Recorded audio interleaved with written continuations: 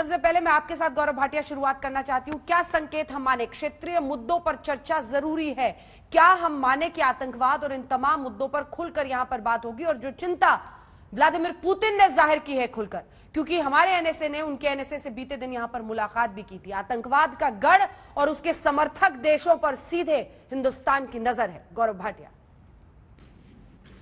अंजना जी, देखिए, जो बात मैं कहूंगा कुछ लोगों को आपके इस शो में मिर्ची जरूर लग सकती है, लेकिन ये गर्व की बात है कि आज भारत उस श्रेणी में है जहां पे वो it is not led, it leads from the front.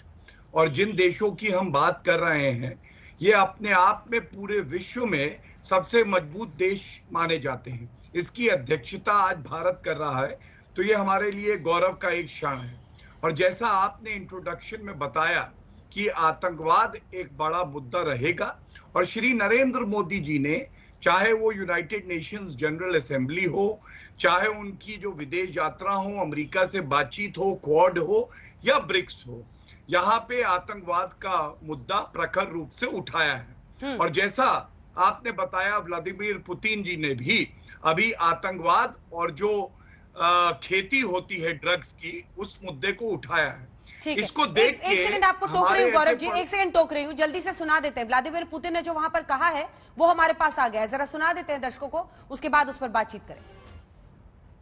Global security has faced serious challenges, and the system of strategic stability has gone all downhill. Outstanding regional conflicts haven't stopped. On the contrary, they have erupted again, becoming more violent.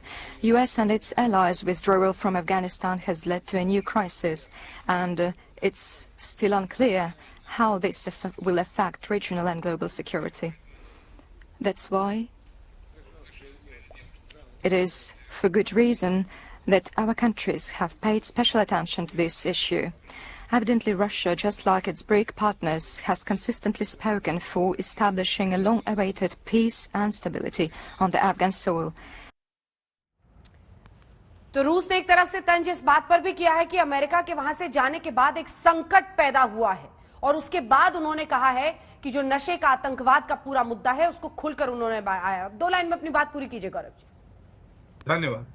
तो अंजना जी, इसीलिए आज ये जो summit हो रही है बहुत महत्वपूर्ण है, क्योंकि जब से तालिबान ने अफगानिस्तान में अपना राज स्थापित किया है उसके बाद ये पहली स्तर की इतनी बड़ी बैठक हो रही है। और हम सब जानते हैं, जब श्री नरेंद्र मोदी जी विश्व पटल पर बोलते हैं तो वो जो सत्य होता है, जो विश्व को दिशा देता है, वो बोलते हैं।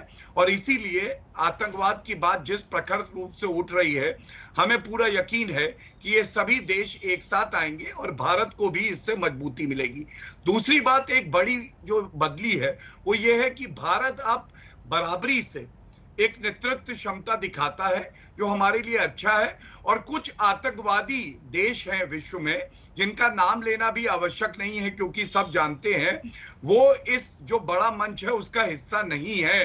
तो ये जो 5 देश सामने आए हैं, ये बहुत ही गहराई में जाके ये बातचीत कर सकते हैं कि किस तरह से हम आतंकवाद को, किस तरह से, और जो विश्व में समस्याएं हैं, कोविड-19 की भी एक समस्या है, उसमें कैसे सकारात्मक हल निकाले जिससे सभी नागरिकों का भला हो जो इन देशों में।